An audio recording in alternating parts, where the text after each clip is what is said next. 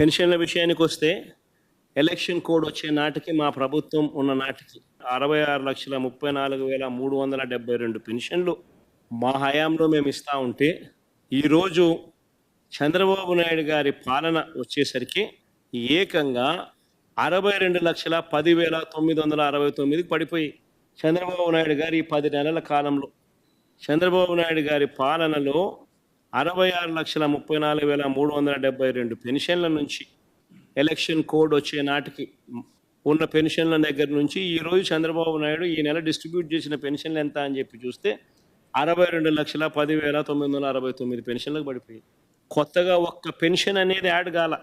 ఉన్న పెన్షన్లన్నీ కూడా తగ్గించుకుంటూ పోతా ఉన్నారు.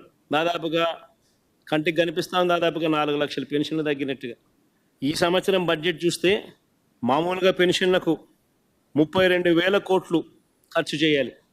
66,34,372 లెక్కన 5,000 కోట్లు తగ్గింపు. పెన్షన్లు ఏదైనా పెరగాల్సింది పోయి ప్రతి సంవత్సరం ఈ సంవత్సరం నుంచి నెక్స్ట్ ఇయర్కు పెరగాల్సింది పోయి బడ్జెట్ అలొకేషన్ తగ్గుదల కనిపిస్తూ ఉంది.